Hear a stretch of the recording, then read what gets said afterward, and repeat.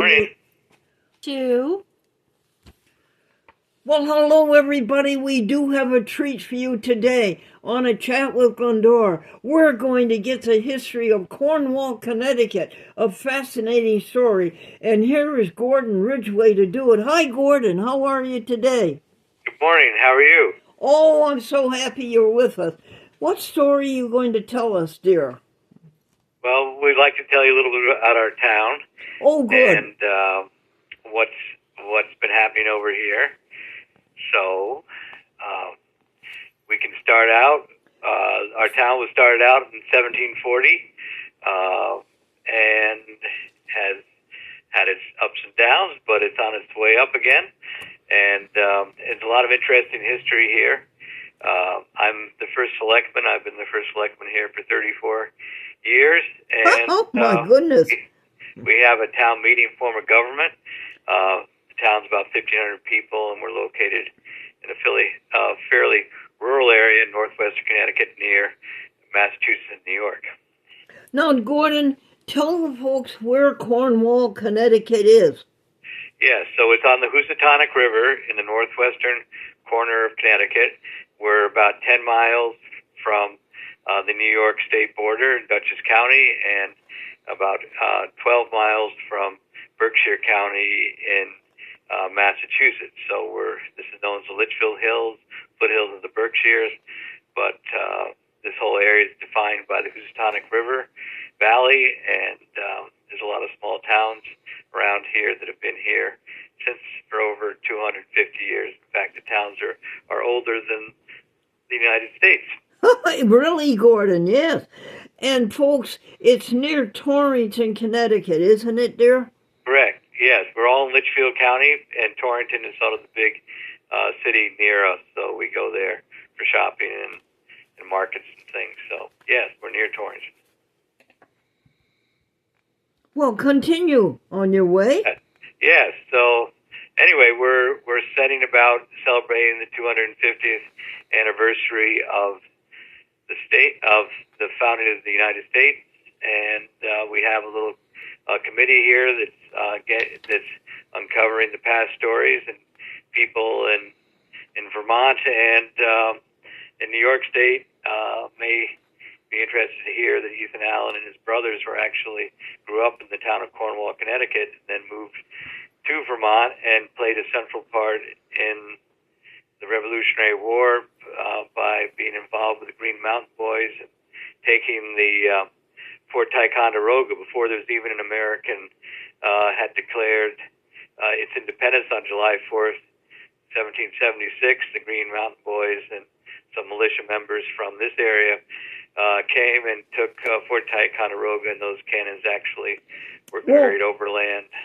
Well, dear Gordon, Yes. The account I heard is that King George thought that the Fort Ticonderoga was a victory for him, but it was not. Oh, no, they lost the cannons. Those cannons were hauled by an ox team, a huge heroic effort across the Hudson River, across Massachusetts. Before there was any roads, they cut the roads, and they wound up, General Washington put them on the Dorchester Heights, which caused the evacuation of the city of Boston, which is a huge defeat for the British. And again, the Green Mountain Boys, 75 of them, went over the top and surprised the British garrison and captured Fort Ticonderoga. Then Washington sent troops out to bring the cannons back to Boston. So it's interesting because also Ethan Allen's brother, Ira, the Allens were up there. They owned quite a bit of land in Vermont, and Ira wound up founding the University of Vermont in Burlington. So they had a lasting impact on the whole region. And their father, Joseph Allen, was one of the earliest selectmen here in the town. So we have a connection. Their farm was near where our farm is in North Cornwall, and there's a Cornwall, Vermont, which was settled by some of the people that came from Cornwall, Connecticut. So one of the things I like about living in the Northeast is all these areas, these states have an overlapping history, overlapping interests, and some great stories. And Gordon, where were you born, dear? I was born in Southern Connecticut. My parents moved up here when I was 5, so I went to the local school. You're almost a native, dear. Almost a native, and my kids are, I guess my kids are natives. They also went to the same school. Almost a Which is native. very good. It's a local school, kindergarten through 8th grade.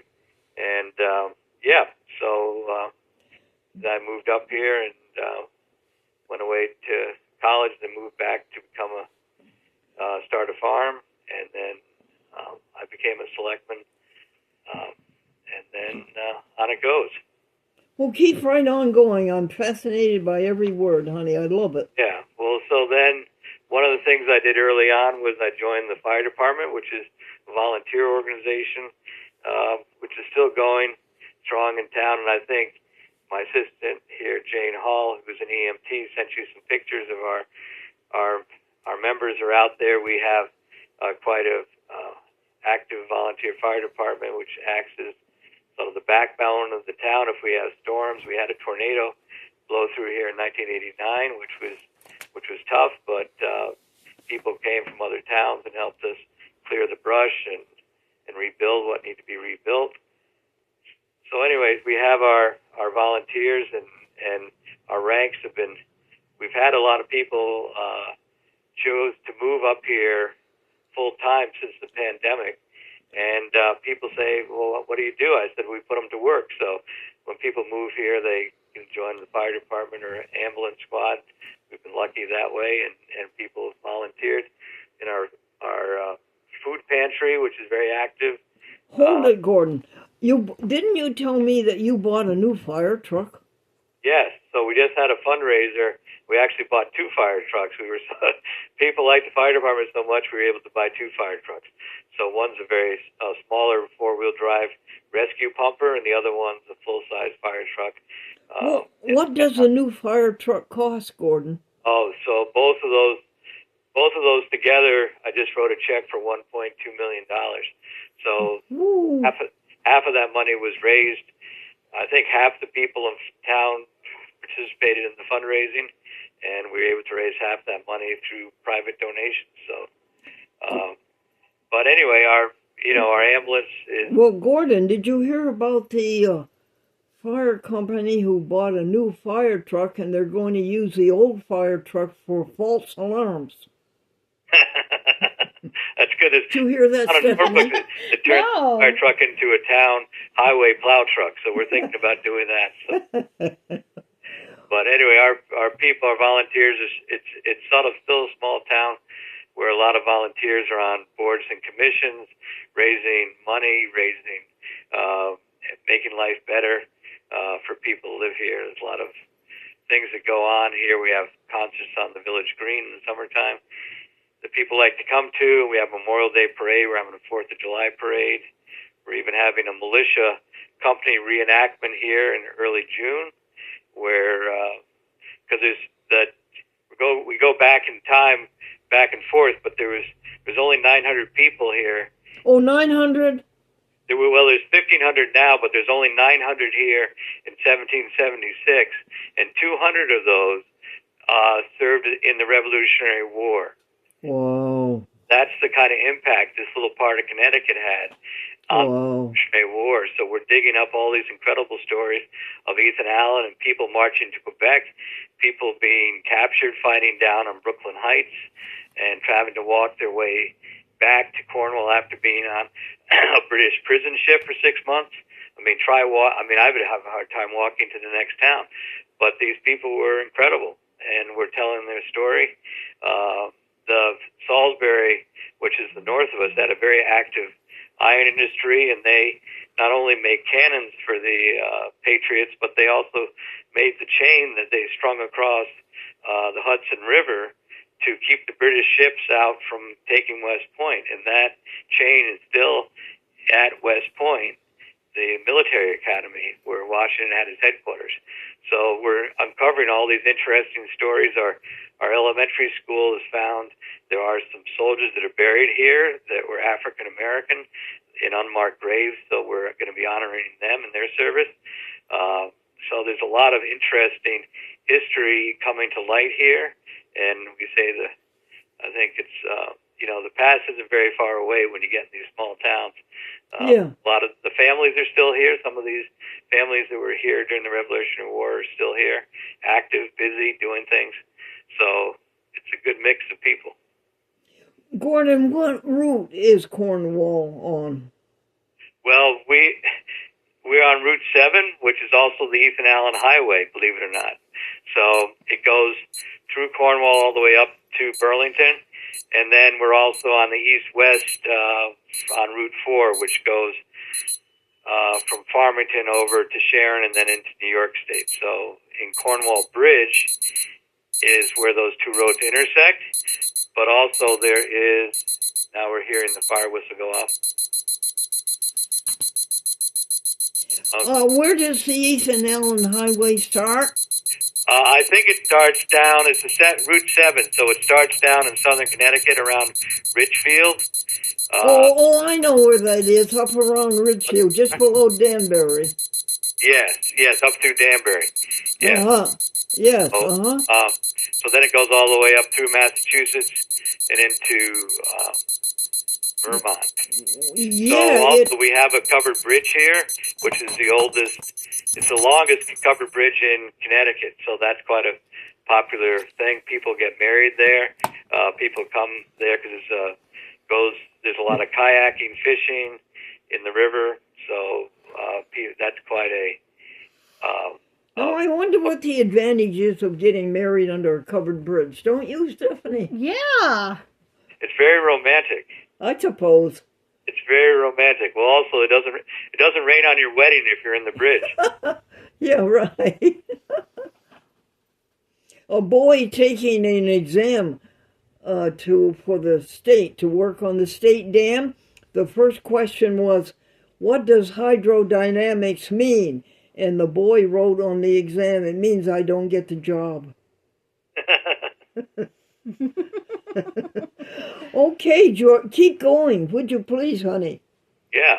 So anyway, there's a lot of interesting things going on in the area. We have, I think, Connecticut's biggest ski area, Mohawk Mountain, and this is actually where snowmaking first started in commercial snowmaking. That there was a man here that ran Mohawk Ski Area, which is a fairly small ski area by New York State or Vermont standards, but he was an engineer and he developed snowmaking here, artificial snowmaking. And of course, with the sketchy weather now, we rely on that to get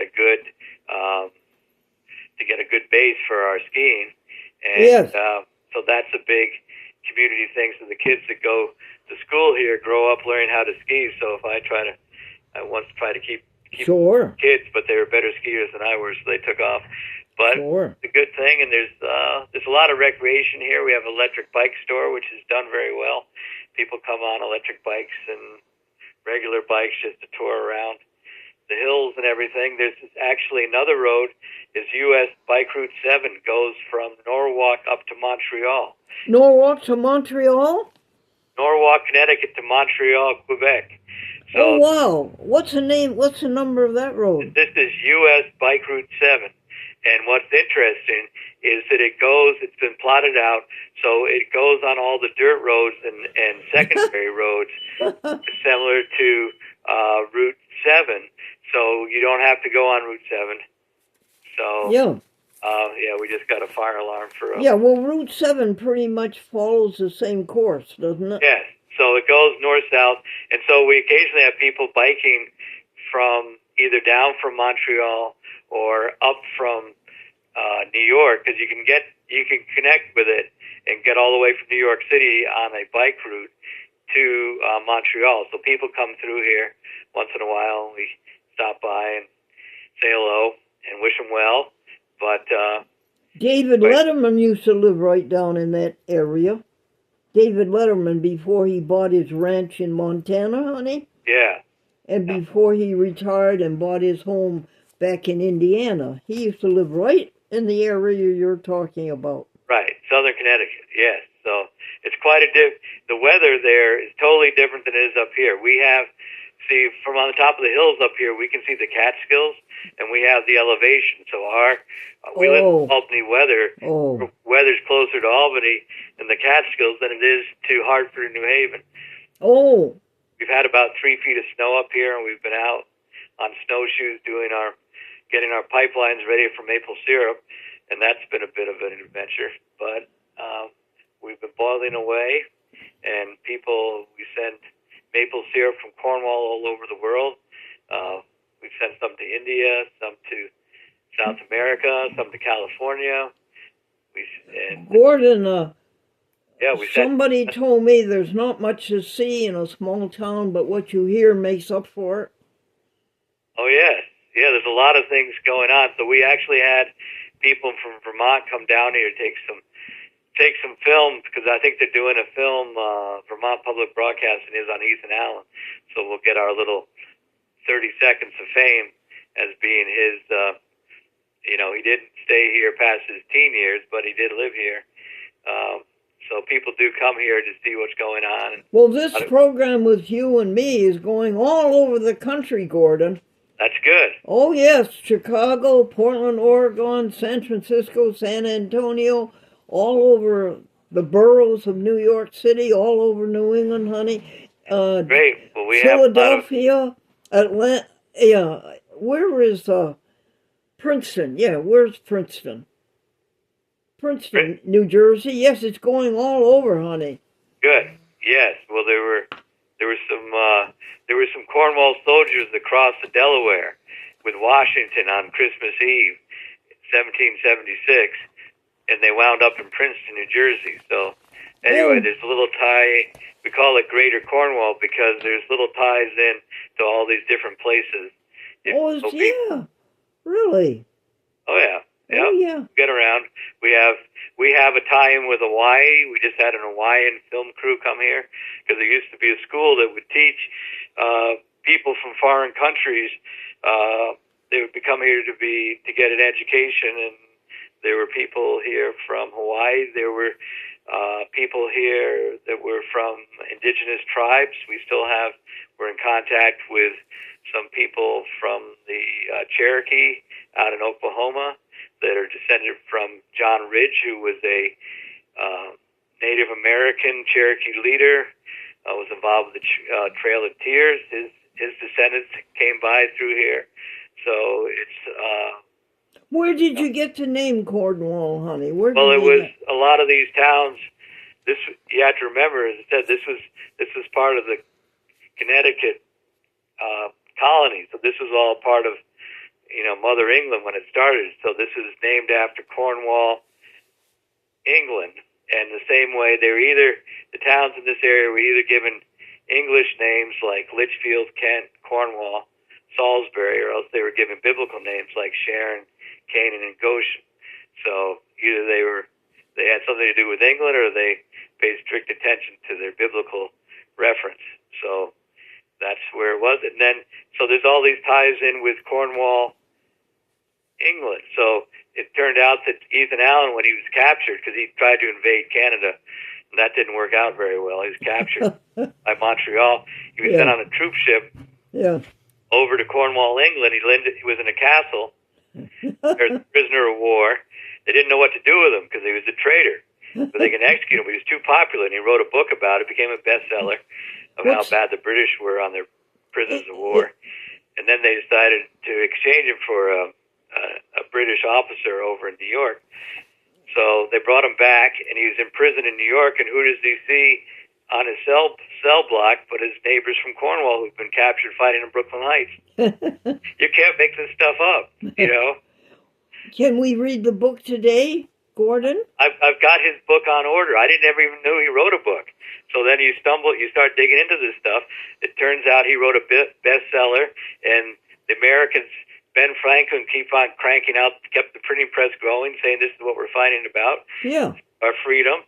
We're better than this. We treat everybody well. And so I'm about to go get a copy of, it's called Ethan Allen's Captivity, and it was a bestseller written by our native son here. And but it's interesting how many of these people went on to do very important things. And back to David Letterman, honey. He got a speeding ticket on the Hutchinson River Parkway for going 90 miles an hour. Well, yeah, we'd have trouble with that up here. People go too fast, so but we don't have a police department. We have a state police. Oh, you have the state police, uh-huh. State police. So Where's their barracks? Where's their barracks? in North Canaan.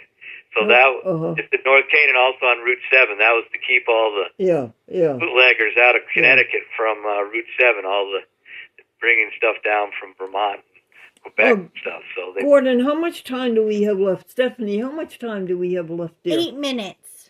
We have 8 minutes? Yes, ma'am. Gordon, how best can we use our 8 minutes together? Great. Yeah, well, I'd say just encourage people to stop by and visit here. This is a beautiful area, and there's a lot going on. Our towns have a website. We're working on... Oh, tell me what your website is. What's the address? You can find it at cornwallct.gov. Oh, good. Yeah. So you can check some things out, and again, we have to update it to make it more compliant with the state regulations, but it gives you a good feel of the area as far as all the activities that are going on here, some of the history, some of the creative people that are here now, what they're doing, what's happening at the school. Said we've got our 7th grade all cranked up, and 8th graders doing some good stuff, and they can see what's going on. Yeah. And what were some of your happiest moments in your youth?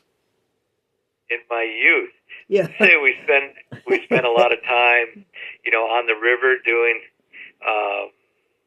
kayaking and boating, and then we played a lot of baseball. We go around to other towns. We go into New York State to play and things like that. Who is your team? Who's your favorite team? Right now, well, that's a good story. So currently it's the Red Sox and the Pittsburgh Pirates, because when I was young, one of the high points was that our local high school sent 3 pitchers to the Pittsburgh Pirates, and the most famous of them was Steve Blass, who won the 1970 World Series, 2 complete games, and he came from a neighboring town in Falls Village. So when he won the World Series, he came up on the train to North Canaan, and they let all the schools out. Woo-hoo! We had about 4,000 or 5,000 people there in a town of 2,000 people. The governor was here, the senators, and this was the local kid. And then it turned out, as I got older and my son started playing ball, a friend of ours, John Lamb, who also pitched on the Pirates, and I coached baseball together. So it came full circle, and he taught us how to throw palm balls and all sorts of good pitches. So we had a great time growing up with his grandson, worked on our farm. Well, you were alive, weren't you, during the Ted Williams days? Weren't you? I'm a little older than his. Yeah, I'm a little bit young for that, but I do remember Ted. And my kids are great Boston Red Sox fans. Yeah. And my daughter's dog is named Fenway, and every year they go out to Fenway or to go see a good Red Sox game. We like going up to Cooperstown. Gordon, my husband was alive during those days, and my husband even saw Babe Ruth and Lou Gehrig play in the same game.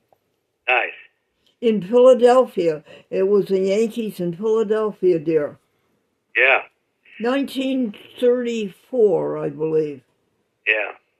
Well, my parents went to Cooperstown for their honeymoon, and my mother said, we can go to Cooperstown, but we're not going to the Hall of Fame. So we went later when my father went to the Hall of Fame. Yeah. They all played baseball and stuff. Yeah. It's a good story. It's still going on. Still, people are still playing, and I have a baseball joke for you, hon. I'm sure you do. Good. What is it? There are 2 men. Bob and Joe were very close friends and very avid baseball fans, and they made a pact that the first one who died and went to heaven would come back and tell the other one if there was baseball in heaven. Well, Bob died first, and he came back and he says, Joe, they have baseball in heaven. And Joe says, hallelujah. And Bob says, you're pitching Friday night. There you go. You like that, Stephanie? I do like that one. You want a joke from me? Yes, I do. And just tell me if you already heard it. It's about the farmer and the pig and the apples. So there's a traveling salesman that go out to farms selling pots and pans. And he went to this one farm, and there was the farmer up a ladder holding a pig up the tree. And in the apple tree, so the pig could eat the apples off the tree. And he watched this for about 5 minutes. He said, "Excuse me, sir. I mean, I don't want to tell you about your business, but you could save a lot of time if you just check the apples off on the ground and let the pig eat them off the ground." He said, "Yeah, I reckon so. But what's time to a pig?" Okay, so that's sort of I always thought that was a good all right. thing, right? Don't Yes, slow down. Don't rush it. That's very good.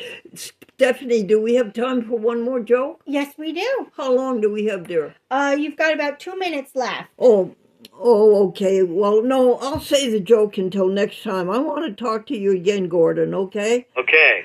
Sounds good, and feel free to come by anytime. Oh, you we have- hear that, audience? When you go to Cornwall, Connecticut, you have a friend there named Gordon Ridgway, the Right. first selectman. Come by and visit by boat, or you can hike. The Appalachian Trail goes through here. You can come here by foot. You can come here by boat. You can come here by bicycle. There you are. Well, listen, this is a chat with Glendora, and our theme is, when all is said and done, the only thing that really matters is how did you treat others. You say it, Stephanie. When all is said and done, the only thing that truly matters is how did you treat others. There you are. And Jane, thank you for all your help. Gordon, we're going to talk again next week. Okay, great. Yes, good talking to you, and I like your theme. Bye-bye, everybody. Bye-bye now. Yep.